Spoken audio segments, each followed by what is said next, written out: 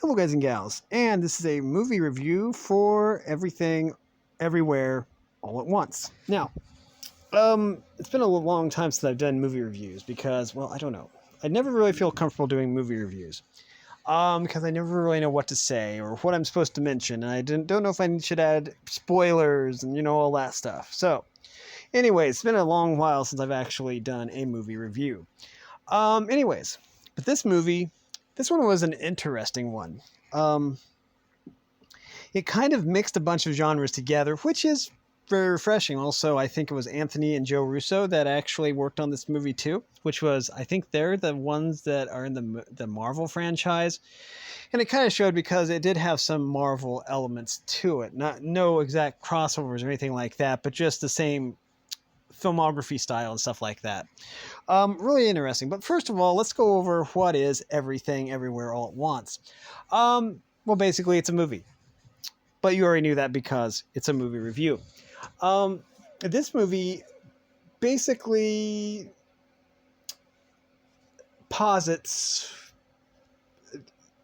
gives the idea of a multiverse.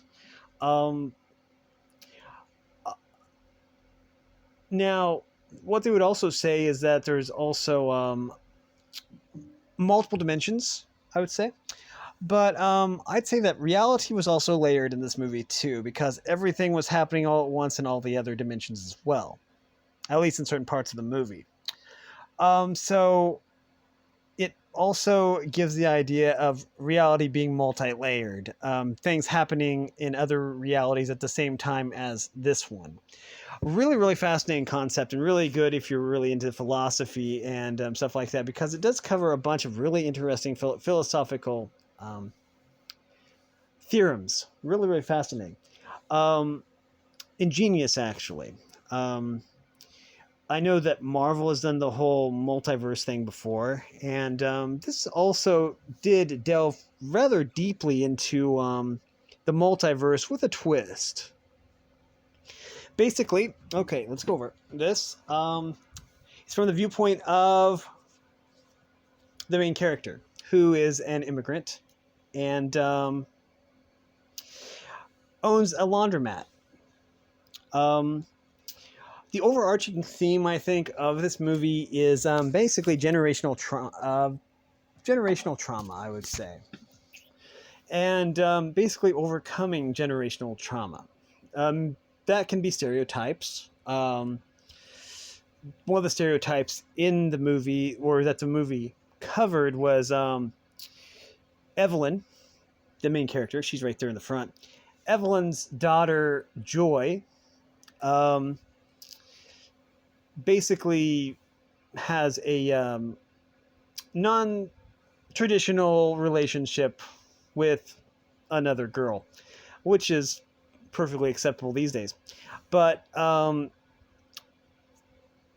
of the people from the older generation don't really approve of that, especially Gong Gong, the grandfather of Evelyn. But then again, Evelyn's grandfather didn't really approve of her running off to elope with her then boyfriend, and I don't think that he actually ever forgave her for doing that.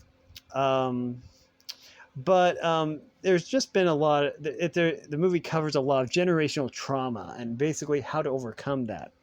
Anyways, the big crux of this is that there's this huge hyperspace wormhole type thing that threatens to destroy the entire multiverse, that they call the Everything Bagel. And it's basically a bagel that they put everything on it, which is really, really unstable, and it threatens to destroy the entire universe. Much like how generational trauma can destroy families if it isn't dealt with properly. So I really like the way that all played together. It all, kind of folded neatly into everything. It also posits the idea. I like the word posit, by the way. It also provides the idea that kindness is always better than cruelty when dealing with situations. That's something that I've known. I've actually made a video on that called Concentric Circles, the philosophy of kindness and cruelty. It was basically from a bunch of different sources, actually, but basically just how one act of kindness can actually have a ripple effect and affect other people around you just by doing one act of kindness or one act of cruelty. This kind of also had that theme going on near the end. Now, another thing I really liked is Waymond, Evelyn's husband, is played by the same guy who played Data in The Goonies. Now, he was my favorite character in The Goonies, so I'm glad to see that he's still around. I didn't realize that he was still an actor because I didn't really follow his filmography after The Goonies. But he was definitely my favorite character in The Goonies, so it was really nice to see him in the film. Basically, the plot of the movie revolves around Evelyn getting audited by the IRS because of her laundromat business, and Waymond wanting to serve her divorce papers just to get her attention because she's usually too wrapped up in everything else to actually pay any attention to him. But anyways, the movie had a lot of really interesting themes, a lot of really breathtaking visuals, and yeah, some genuinely funny scenes. Also has Jamie Lee Curtis in it, which is pretty cool. Anyways, I thought the idea was ingenious. It was a very clever concept. I thought the movie was very evenly paced too. Very, very good. The big bad person, the overall villain is Jobu Tapaki. And in every single reality, Jobu is basically trying to defeat Evelyn. The theory is that Evelyn has failed at so many things that she has infinite potential. Now, let me explain the multiverse a little bit better, because I don't think I did an adequate job of doing that. Basically, the multiverse is formed every time you make a decision. Basically, if you get a cup of coffee from the coffee shop, and then in another, it causes that branch to fracture off because there's going to be a reality where you didn't get a cup of coffee that day. So basically, there's an infinite number of multiverses out there based on the decisions every single person makes. So also, with the multiverses, with the right equipment, the right technology, a person can tap into the experiences of their other selves.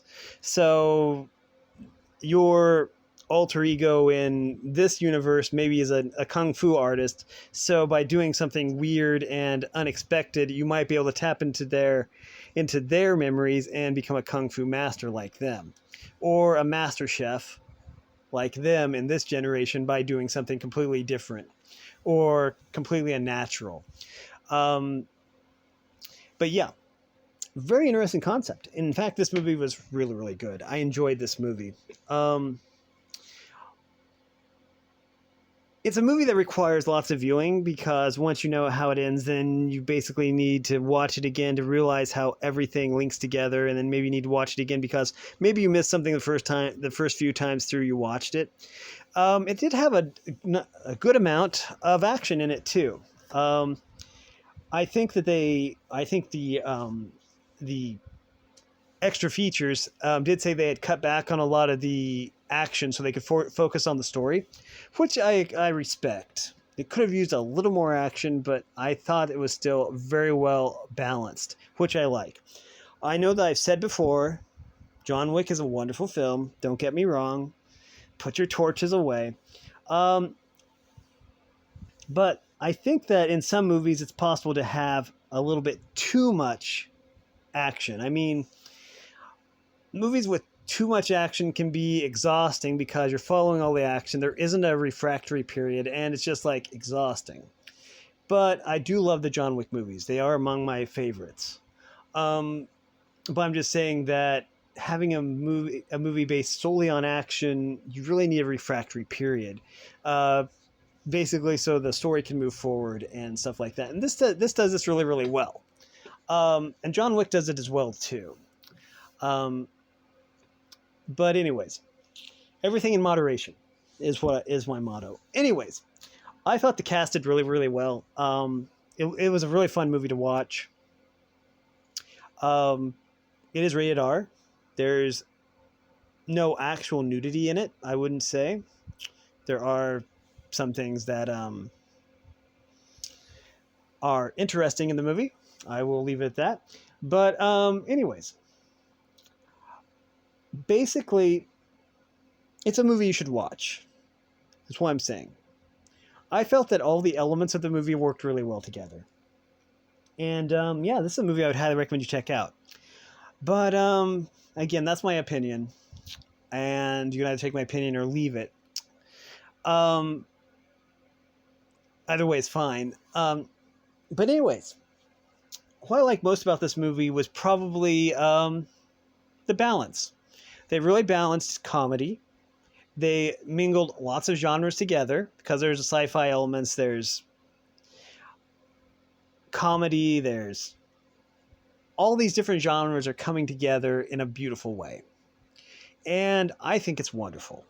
But then again, that is just an opinion.